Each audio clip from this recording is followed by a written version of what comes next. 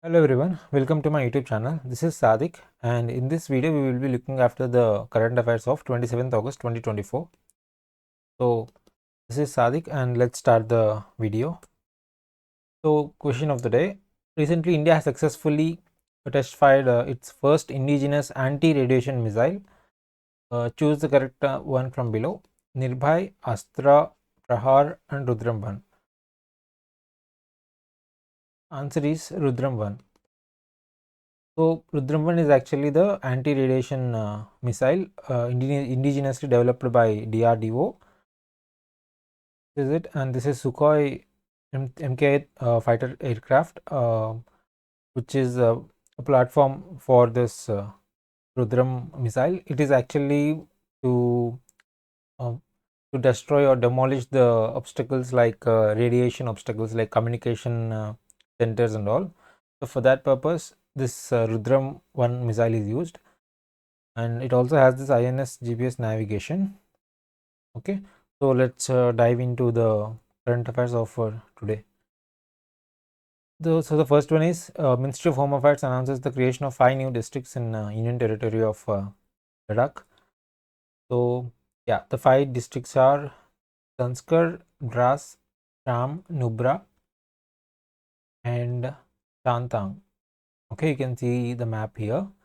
These are the actually headquarters, and they are still not created. In principle, approval has been given and orders has been passed by the central government for the for to look after the all infrastructure need to be created for everything.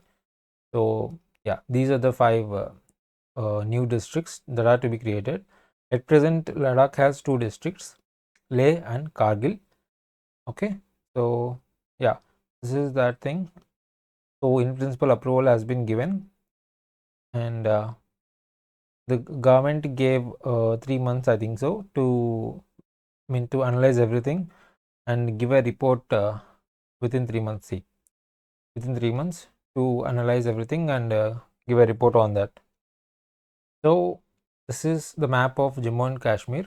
Earlier it used to be Jammu and Kashmir, everything, but later in August 5, 2019, the Indian government abrogated Article 370 and made that as Union Territory. So after the removal of that Article 317 in 2019, Ladakh got the status of UT and it comes under direct control of Union Home Ministry. Okay. So now this is the Kargil part and this is Ladakh part. This is the Kargil part and this is Ladakh part. Okay. So earlier Ladakh used to have Leh and Kargil. These are both. This is the Leh district and this is Kargil. Now this Leh is getting divided into 5 new districts. Okay, so totally 5 new plus Leh plus Kargil. So totally we will have 7 districts. Okay, in the upcoming after the official government order has passed, we'll get to have 7 districts totally in this. So why these 7 districts now? What happened? I mean, what is the use of this?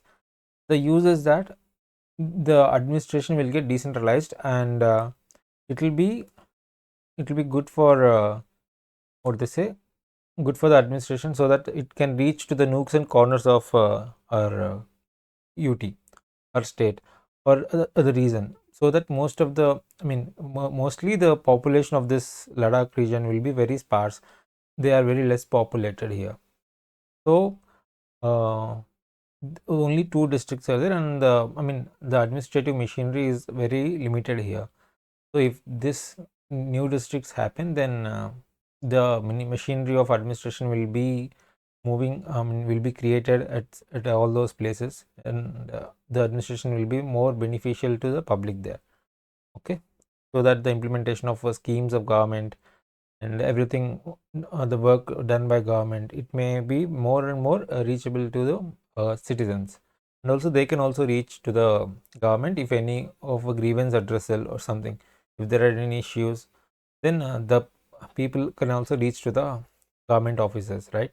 So that's why this 5 new districts has been created by the Home Ministry.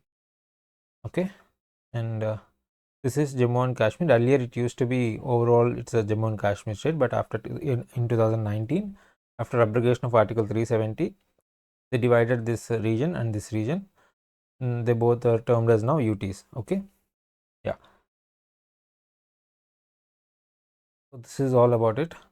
And next, RBI to launch a unified lending interface to speed up the credit for rural borrowers in line with the UPI Unified Payments Interface. In the same way, now this RBI is also looking to launch this unified lending interface. This is actually for the speedy dispersal of loans to small and small farmers or rural borrowers, and also to the MSME. It takes a lot of time to go through all the documentation of loan process, right? So if we have this unified lending interface, everything will be interlinked, so that all the account aggregators, banks, credit information companies, everyone will be at one place, right? So they'll have the details of the land records and whom to give loan, whether their credits, I mean CIBIL score and everything, if they are defaulters or not. Everything will be in coincidence, you know what they say, everything will be in coagulated here. So it will be easy for disbursing loans, and it will be very quick also. So that's the reason why a unified lending interface is recommended by RBI, and it is actually in a pilot project. Okay, so it is going on in demo style, mock style they say. So soon it will be going to implemented. So this is actually in line with the UPI kind of. Okay, so this platform facilitates seamless flow of digital information, including land records of various states and multiple data service providers to lenders. Okay, yeah. So archer Sheetal Devi, India's top medal hope for Paris Paralympics. So Paris Olympics is done, and now next we have Paris Paralympics. They are going to be held on 28th, I mean starting on 28th of this month, August. So the Sheetal Devi is an archer, and she's the world's first and only active female archer to compete without arms. You can see here she uses her two legs to send the arrow. So currently Sheetal Devi is ranked first in the world in compound open women's category. She also received Arjuna Award from our President Draupadi Murmu.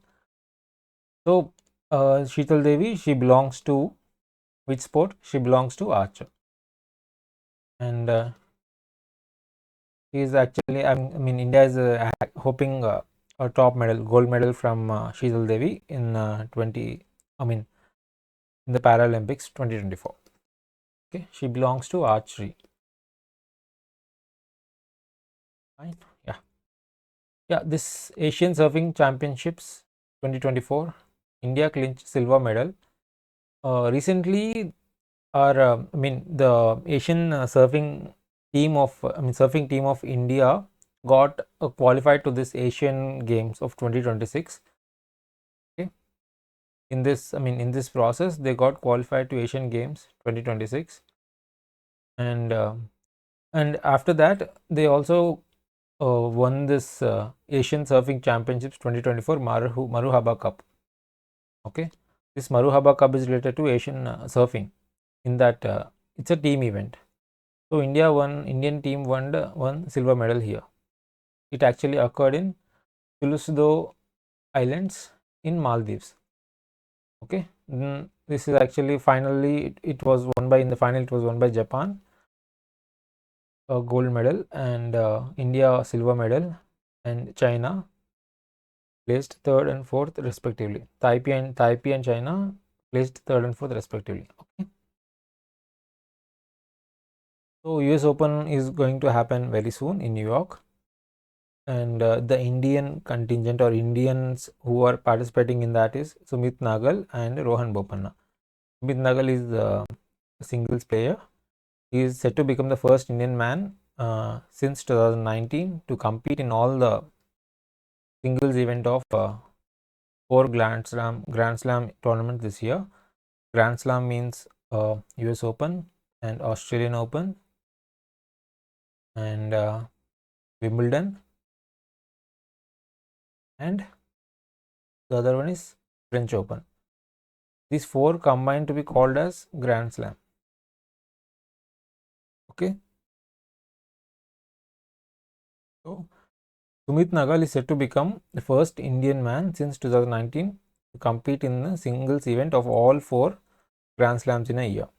Okay, Nagal is ranked 72 and he reached second round in the Australian Open, and first round he crashed out in the first rounds in French Open and Wimbledon champions this year.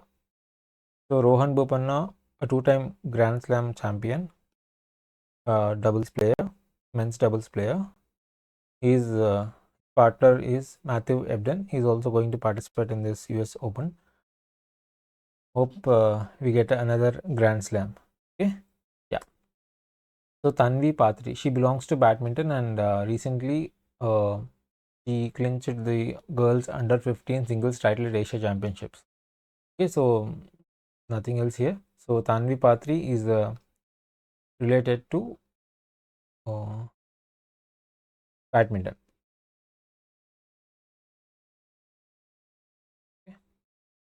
Okay, so yeah, astronaut captain Gopichand Totagura, India's first civilian astronaut captain Gopichand Totagura. He recently came to India after his successful travel in space. So India's first civilian astronaut captain Gopichand Totagura. Today he met Vice President in Delhi, Jagdeep Dhankar. He explored space as part of New Shepard 25, the mission which he was part of is New Shepard 25 mission by space company Blue Origin. What is Blue Origin? Blue Origin is a space company of Amazon founder Jeff Bezos. So his mission is New Shepard 25, NS25. Okay, and the company which took is Blue Origin. Fine.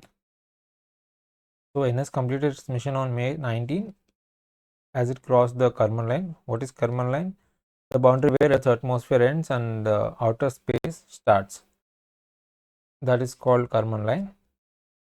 So this is all about this NS25 mission, New Shepard 25 mission, and that is by the company Blue Origin. Blue Origin is the Blue Origin belongs to Amazon founder Jeff Bezos. Okay, like SpaceX, which belongs to Elon Musk, right?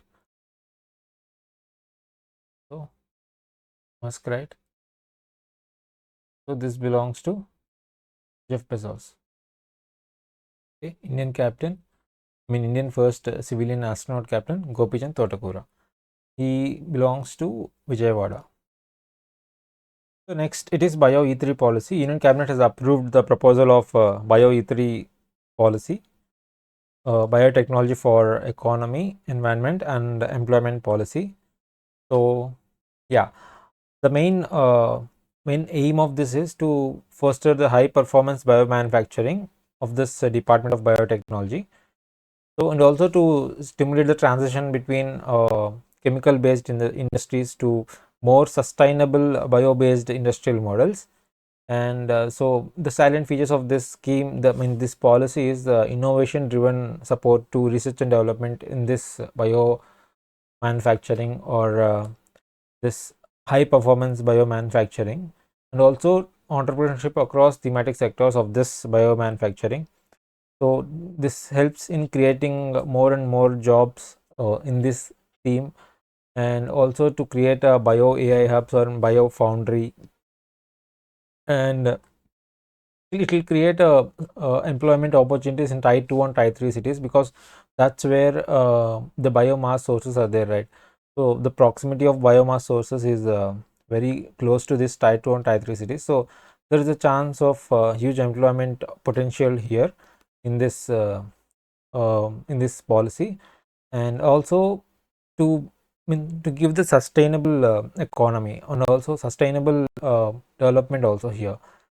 See, through it can also, this policy also uh, completes the, it makes efforts to go towards this net zero carbon economy and environment based economy, and also to steer India's path towards accelerated green growth by promoting circular bioeconomy and all this, right? What is high performance biomanufacturing? We are talking about this high performance biomanufacturing. The main theme of this policy is to foster the high performance biomanufacturing, right? So it's actually the ability to produce products from medicine to materials, address farming and food challenges, and to promote manufacturing of bio-based products through integration of advanced biotechnological processes. Okay, and so to address the national priorities also, bio E3 policy would broadly focus on high value based chemicals, biopolymers and enzymes, smart proteins and functional foods, precision biotherapeutics, and climate resilient agriculture, and carbon capture and its utilization, marine and space research. Okay, next we have this Vigyan Dhara scheme.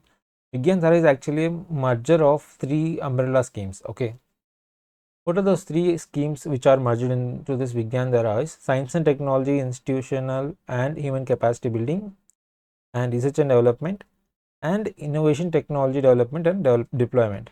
These three are merged into this Vigyan Dhara. Okay, basically this Vigyan Dhara is like to promote science and technology, or to promote this in what they say, innovation, or to help or to support students to achieve certain science and technology goals here, like capacity building, and to help them to promote the research and innovation. Getting me right? So, and in this Vigyantara also consists of internships for 11th and 12th classes, and also to undergraduate and postgraduates. All these will have the support or internships in this scheme. Okay, and the scheme is having an outlay of 10,579 crore, and it is in sync with the 15th Finance Commission period. Okay, in synchronous with this, like 2021-22 to 2025-26. And this is actually to bolster STI ecosystem, science and technology and innovation ecosystem. Okay, so next, Australia gets right to disconnect. Generally after work also these days, after the work from home happened to come, after this increased work from home things, whoever employees, they after coming to home also they are checking their emails. They have to respond to the emails from the bosses, and they are actually not leading a very good life. They are not balancing a family and also job, right? So in this context, Australia passed this bill of right to disconnect. So it brought this right to disconnect to help those employees who were also doing work at home also, after completion of a job at office, also after coming to home, then also they are replying to the bosses, and so they have this right of disconnect, to not to give reply to them, and not to respond to those mails, or not to respond to those messages from the bosses, everything. So Australia is uh, asking this, Australia is bringing this right to disconnect. Okay, so yeah, this is it. Now refuse to monitor or read or respond to their employers' attempts to contact them outside working hours. Okay, this is applicable to all non-small business employees with 15 or more employees at a particular time. And if the companies don't abide by this law, then they will be imposed fines by the government.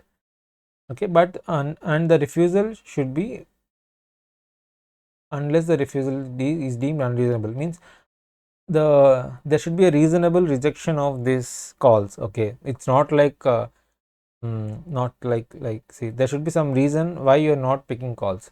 If that reason is good and it's not any malicious intention, it should not be like malicious intention. Okay, mal intention should not be there. It should be like some reasonable thing should be there. Okay, that's what this point is all about. And yeah, it will improve the mental health of a person, as he or she can disconnect from their work and spend time with their families. Yeah, some facts about Australia. Here we have this Great Barrier Reef. This is the world's largest barrier reef, coral reef here in Australia. And we have grasslands in Australia called downs. Down in this grasslands of Australia are called down. Okay, and we have deserts like Great Victoria Desert, Simpson Desert, and Gibson Desert, and Great Sandy Desert. Okay, and this is actually Great Australian Bight. It actually looks like a bite here, so that's why it is called Great Australian Bight. And also Australia is the only continent where it is also called as country, and the capital of Australia is Canberra. Okay, so this is all about Australia. Fine, then let's move on. Unified pension scheme. It's a very important topic. So cabinet approved this introduction of UPS to improve national pension system for central government employees. See, earlier it used to be OPS, then it came to NPS, now it is shifting to UPS. Okay. In OPS, there is no employer contribution. Okay. In OPS there is no employer contribution, and in NPS there is employer contribution of 10% and 14% from government. Here OPS, everything should be bared by government itself. So it used to be a burden to exchequer of government. Okay, so that's why they bought this NPS. And in UPS, what is happening in UPS? They increased the government contribution to 18.5%, and they kept this as 10% only, the employer contribution. Okay. Okay. Now let's look into the things of UPS. Along with that, we'll also compare OPS and NPS. The employees who have adequate service to get an assured pension of at least 50%. So it's all about assurance here. This UPS is about assurance, assured payment system, they also call it. This NPS is called guaranteed payment system. Okay, and also NPS is all about this market linked. Whatever your corpus it is there, right? At the end of the day, you will get a lump sum amount. That is all linked to this market linked schemes. Okay, your corpus will be invested into market. Based on that market, if it is down, I mean, if your corpus is down, your corpus will be reduced. Okay, but here in UPS, your corpus or the amount will be invested in government securities. If they are invested in government securities, what happens? There will be always, I mean, the growth will be there.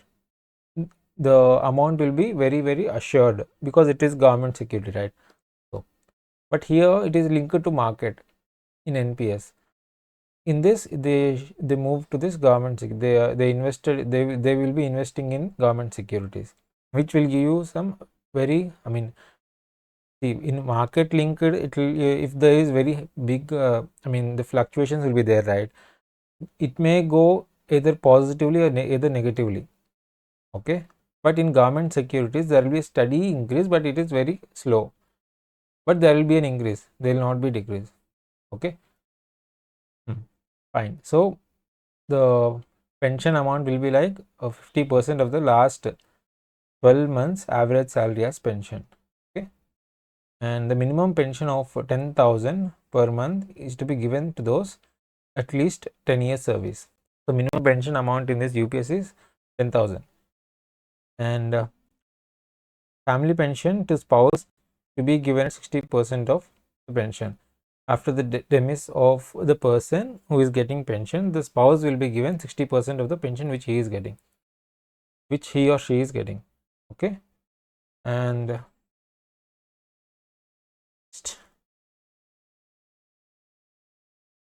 the employee contribution shall be remained unaltered at 10%. As we discussed, it will remain at 10%. Okay, and the government contribution has been increased from 14% to 18.5%.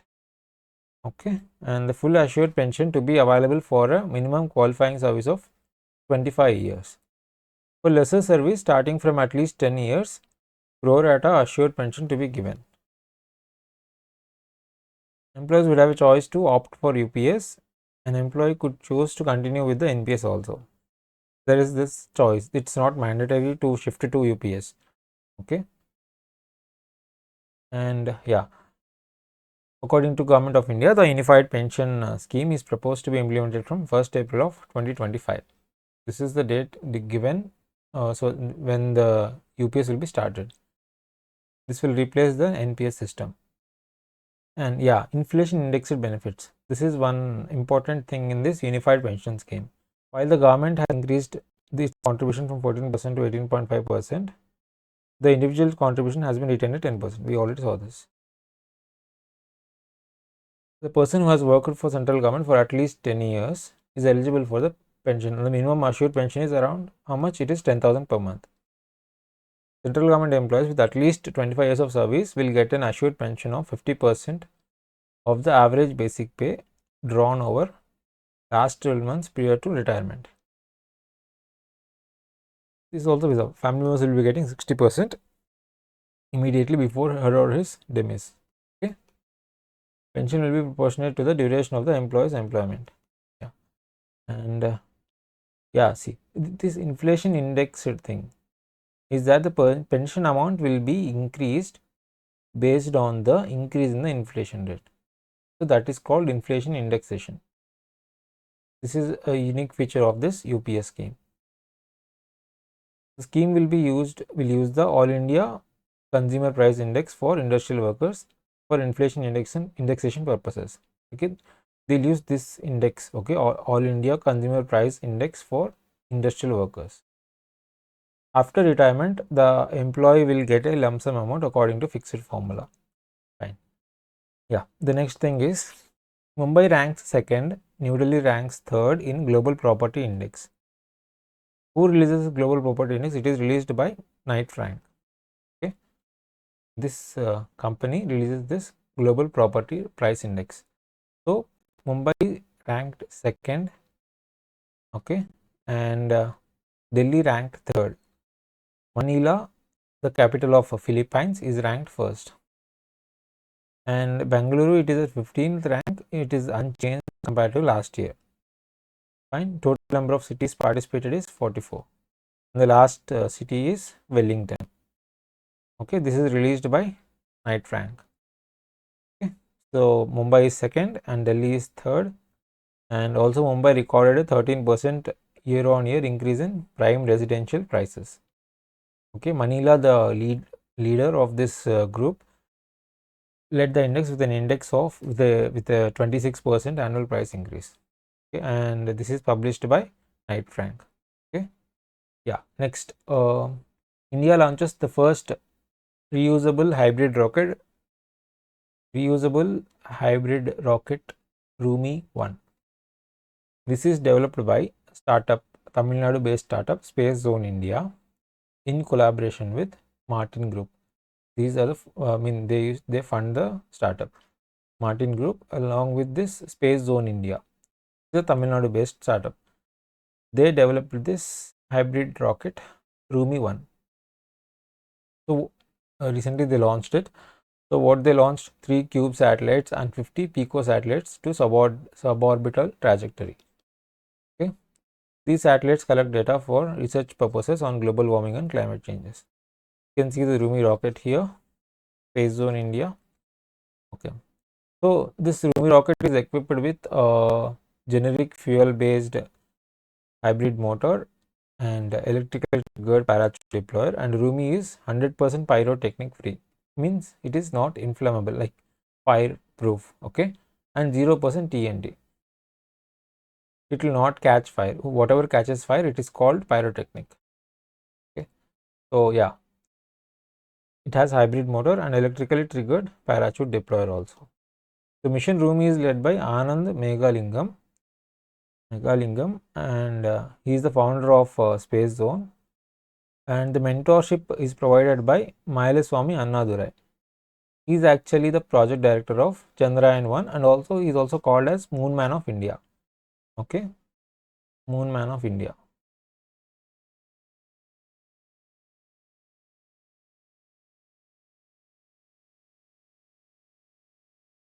Mailaswamy Annadurai.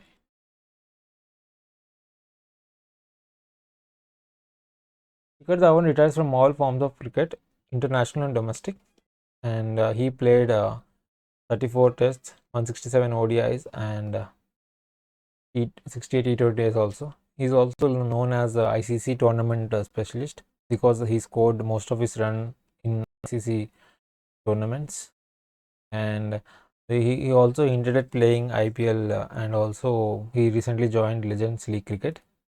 So that's it for this video, and I hope this video gave you some information on which is useful for your exams. So if you like my content, then support me by giving a thumbs up, like, share, and subscribe to my YouTube channel. Thank you for watching once again. Have a nice day. Bye.